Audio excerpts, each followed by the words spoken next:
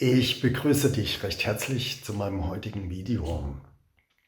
Ich werde mich heute mit Wahrnehmung oder im Grunde genommen mit Kommunikation zwischen Universum oder unserer Realität, ganz individuellen Realität und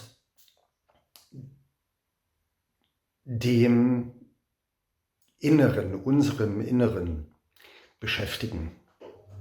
Mit dieser Interaktion und wie wir lesen können, im Grunde genommen, was in uns vorhanden ist.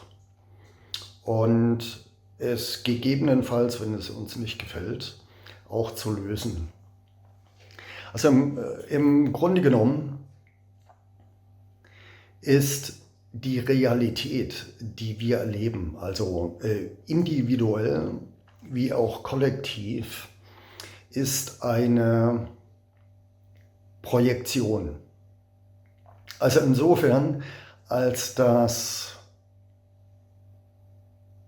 alles, was ist, eine, ja, wie Max Planck sagt, ein bewusster, intelligenter Geist ist. Und der stellt sich uns erstmal dar als eine Art energetische Struktur, die vorhanden ist. Also alles ist im Grunde genommen eine Art von Energie, was natürlich auch nur ein Bild ist, weil wir es sprachlich nicht fassen können. Also im Grunde genommen Unterhaltungssprache ist generell etwas Metaphorisches, weil wir immer in Metaphern reden, sprechen und auch diese verstehen, je nachdem, ob wir in welcher Sprache wir und mit wem wir sprechen. Aber gut, das nebenbei.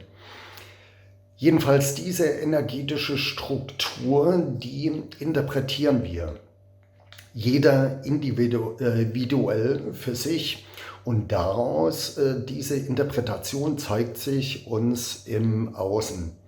Also wir sehen dann einen Stuhl, einen Tisch, Menschen und wir kommen eben auch in bestimmte Situationen, wir haben Erlebnisse und diese sind im Grunde genommen Reflexionen unserer selbst. Es ist nichts, was uns begegnet, was wir sehen, egal ob das nun etwas Bewegtes ist, also wie ein Erlebnis oder ein Stuhl. Es ist immer unsere ureigenste Realität und Interpretation dieser energetischen Struktur, in der wir uns bewegen und die wir auch sind.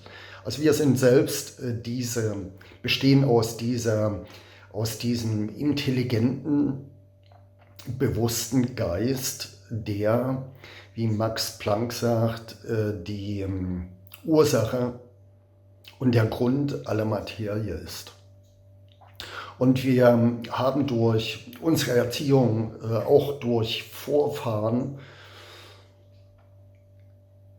bestimmte Filter aufgebaut, die sich in Glaubenssätzen manifestieren oder in Verhaltensweisen, die in der Kindheit vor allen Dingen geprägt wurden, aber die auch über Generationen uns mitgegeben wurden. Also die sich in Form von Informationsfeldern, Robert Sheldrake würde sagen morphogenetische Felder, weiter vererben. Und im Grunde genommen ist all das sind das Trigger, die in uns sind. Also Trigger hat ja so einen negativen Touch, aber im Grunde genommen ist alles in Trigger.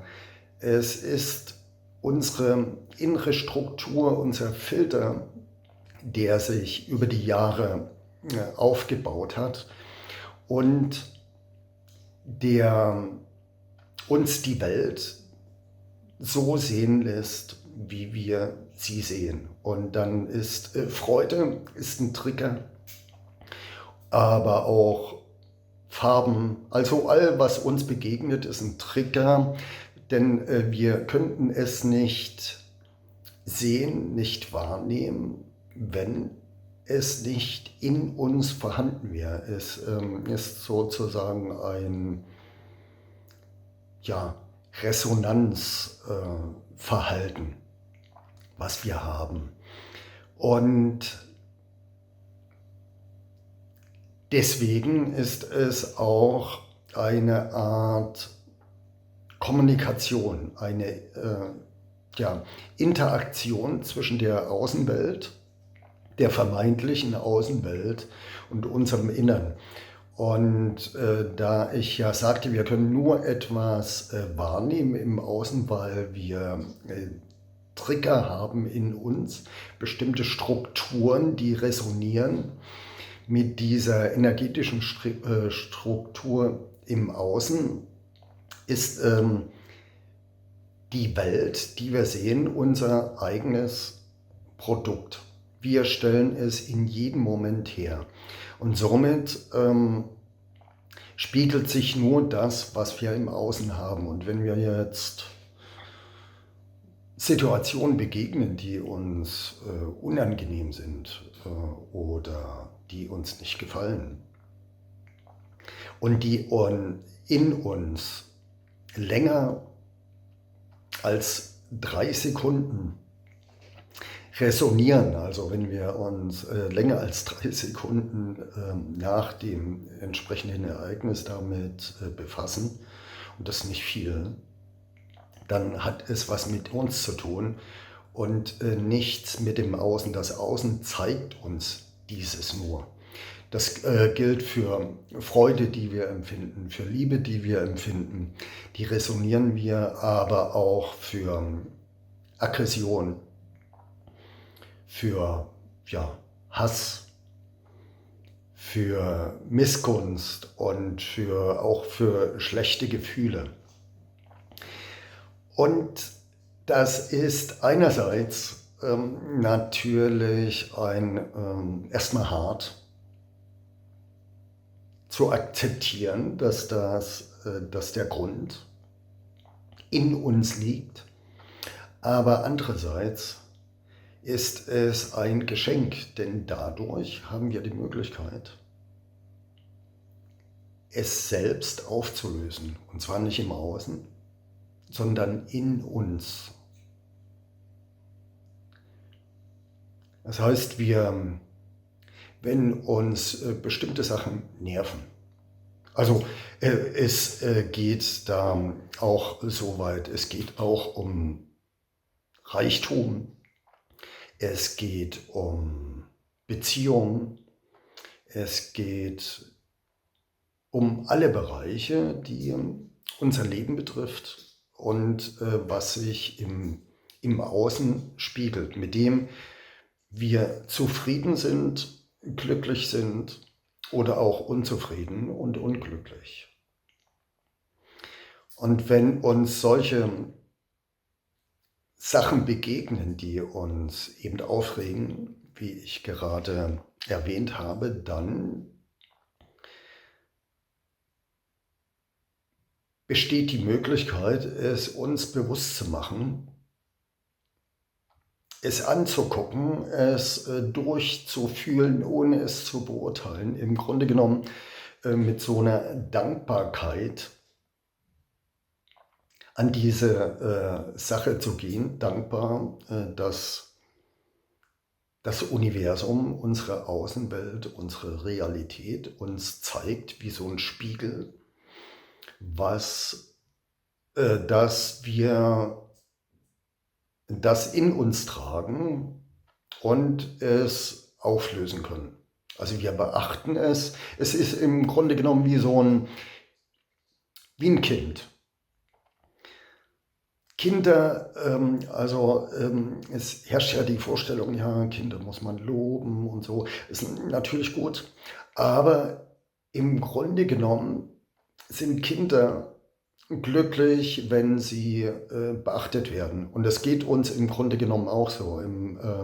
Also Aggressionen und sowas, die wir ins Außen geben, die sind im Grunde genommen nur ein Schrei nach Aufmerksamkeit. Und das beim Kind, wenn man das beachtet, sich mit ihnen beschäftigt, dann hat es im Grunde genommen das erreicht, was es will, und damit stellt sich ein Glücksgefühl ein. Und das ist genauso mit unseren Triggern. Im Grunde genommen wollen sie nur beachtet werden.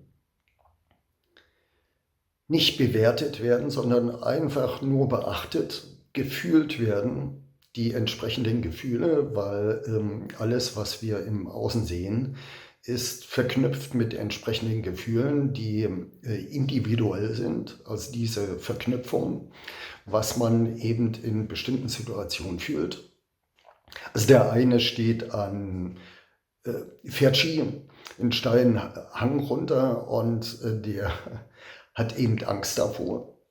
Und der andere, der findet das cool, geil, und es ist eine schöne Herausforderung. Also es ist wirklich sehr individuell, was man in entsprechenden Situationen, die in einem begegnen, fühlt. Und man kann davon ausgehen, wenn man auf einen bestimmten Typ von Menschen, der immer wieder trifft, also Menschen, die immer gleich reagieren auf einen, dann hat das nichts mit diesen Menschen zu tun. Zumindest der Grund sind nicht diese Menschen, sondern der Grund, der liegt in uns, dass wir genau das in uns tragen. Und das Erstaunliche ist, und ich habe das sehr, sehr oft bei mir selbst erlebt, dass wenn man das in sich auflöst, es beachtet und sagt, okay, die reagieren so und so, wahrscheinlich bin ich so. Und dann löst man das auf, beachtet es, und dann wird man merken, dass diese Art von Menschen nicht mehr in das eigene Leben treten. Und im Grunde genommen, wenn man das weiterführt, also dann kommen natürlich andere Situationen und andere und andere. Und je mehr man aufgelöst hat, umso weniger sind dann solche Trigger im Außen präsent. Und mit der Zeit, es dauert natürlich eine Weile, obwohl ich sagen muss, dass die Zeitqualität, die wir jetzt gerade haben, günstig sind, dass viele Trigger, viele Sachen hochkommen, die man tief unten in seiner Psyche vergraben hat, sie nicht beachtet, dass die an die Oberfläche kommen. Deswegen gibt es auch so viele Aggressionen. Ich meine, im Außen sieht man ja, dass es im Grunde genommen eine totale Konfrontation in der Gesellschaft gibt, in diesen verschiedenen Krisenbereichen. Und es kulminiert. Und das liegt daran, dass eben jetzt aufgrund der physikalischen Gegebenheiten des Außens sich diese ganzen Sachen, die über Jahre, Jahrzehnte, Jahrhunderte und Jahrtausende aufgebaut wurden und nicht beachtet wurden, dass die an die Oberfläche kommen und man sie für sich auflösen kann. Und wenn man das vorantreibt, dann kommt man in einen Zustand, der ist unbeschreiblich. Also der bewegt sich Richtung Freude, Liebe, Glück und man hat im Außen, Entschuldigung, und man hat im Außen Begegnungen oder die eigene Realität gestaltet sich so, wie man es persönlich will. Also es ist ja so, dass wir die ganze Zeit manifestieren. Ja, also in jedem Moment. Wenn ihr mein letztes Video gesehen habt, dann da schneide ich das an. Ich kann das hier oben nochmal verlinken. Da seht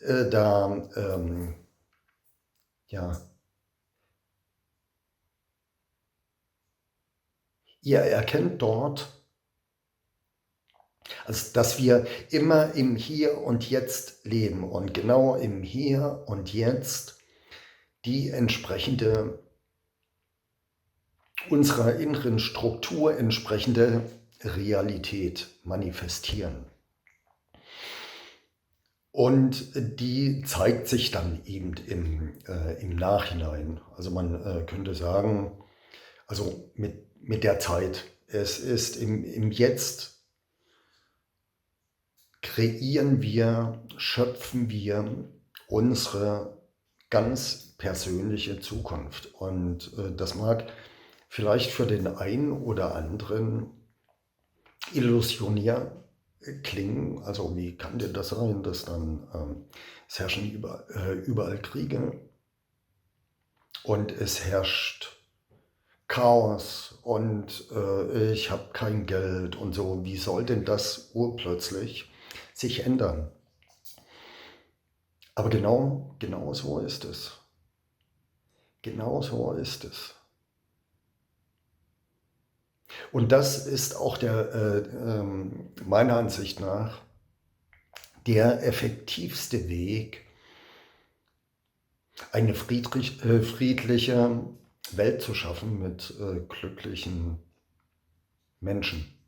Also Leo Tolstoi in Krieg und Frieden schreibt er, jeder will die Welt verändern, aber keiner will sich verändern.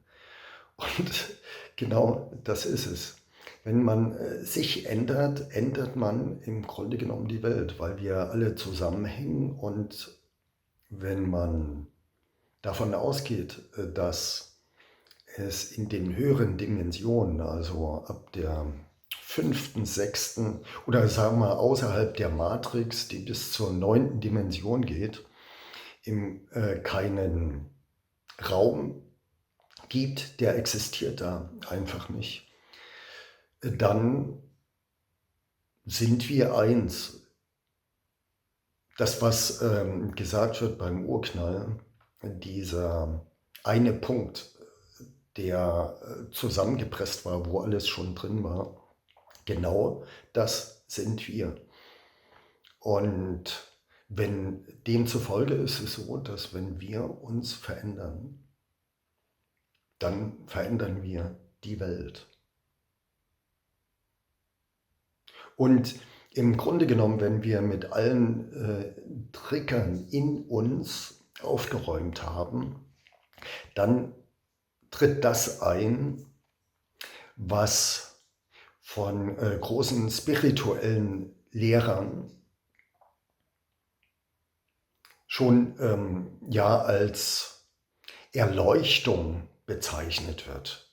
Wir sind sozusagen, wir werden uns der Verbundenheit, des Einssein werden wir bewusst und das nennt man dann Erleuchtung.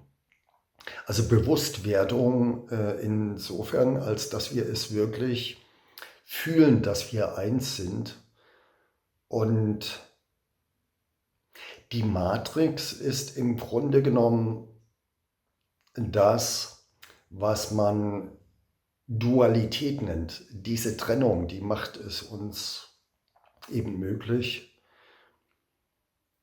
uns selbst zu erkennen. Es ist im Grunde genommen ist es wie so wie ein Spiel. Wir haben hier unseren Körper, das ist ein Avatar, der es uns ermöglicht,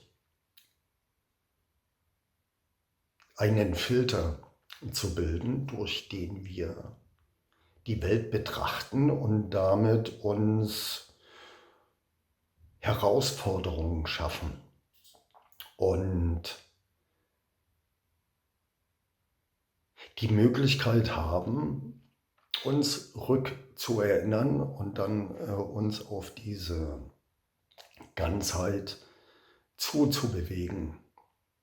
Und das passiert eben immer wieder. Also es ist ja auch ja nichts Außergewöhnliches mehr, dass viele Forschungsarbeiten legen das eben auch nahe. Ich will nicht sagen Beweise, sondern es sind Belege dafür, Indizien, dass wir immer wieder geboren werden. Und genau deshalb, um dieses Spiel im Grunde genommen aufzubauen, immer in es komplizierter oder neue zu machen oder neue Herausforderungen zu kreieren und uns zu stellen. Ja. Und das macht diese Matrix, es wird ja immer so sehr negativ davon gesprochen, sicherlich gibt's da einige Argumente dafür, was ich gar nicht bestreiten will. Aber im Grunde genommen ist es eine Sichtweise. Die Matrix ist auch ein Geschenk, weil wir dürfen hier etwas erleben und uns unserer selbst bewusst werden und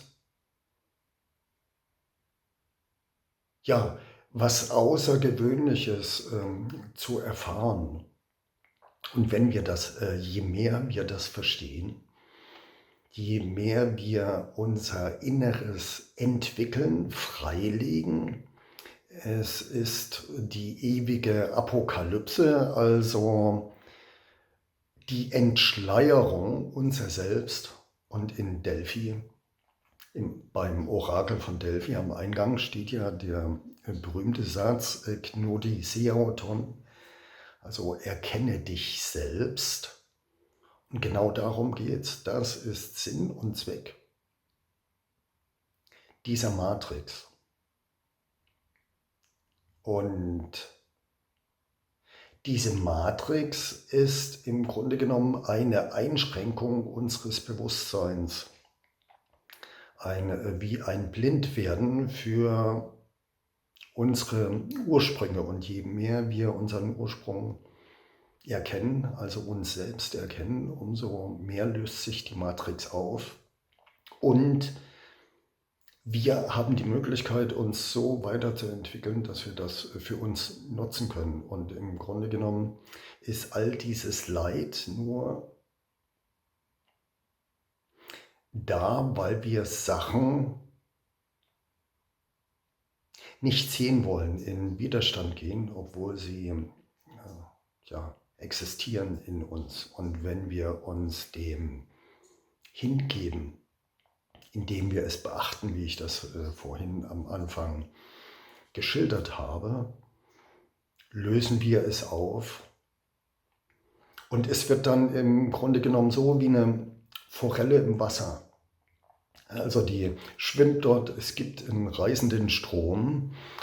Und da sie sich dem aber hingibt, es so akzeptiert, wie es ist es ihr möglich, gegen die Strömung zu schwimmen. Und genau das passiert auch mit uns.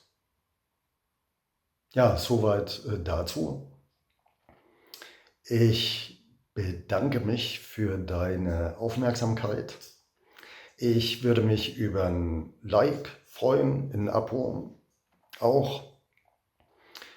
Und wenn ihr mehr von darüber hören wollt, könnt ihr das in den Kommentaren hinterlassen.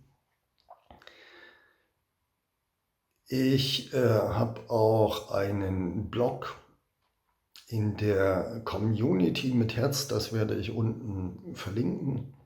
Auch bei Subtrack veröffentliche ich ab und zu Texte, wenn euch das interessiert, zu den Videos, die ich hier veröffentliche. Da gehört dann immer auch ein Artikel, der etwas später erscheint, mit dazu. Ja, wenn ihr Interesse habt, dann auch etwas Schriftliches von mir zu euch zu Gemüte zu ziehen, dann könnt ihr dahin kommen. Ansonsten ja, möchte ich noch erwähnen, dass ich auch einen Kurs habe, um sich Techniken anzueignen, wie man zum Beispiel diese Trigger nach und nach auflösen kann und ein selbstbestimmtes Leben, und zwar in allen Belangen des Lebens führen kann und will, der kann sich dann im Kommentarbereich bei mir melden und ja, mit mir Kontakt aufnehmen. Das soll es für heute gewesen sein. Ich wünsche dir einen schönen Tag oder schönen Abend, gute Nacht, je nachdem, wann du das Video siehst. Und in diesem Sinne verbleibe ich, dein Frank. Tschö.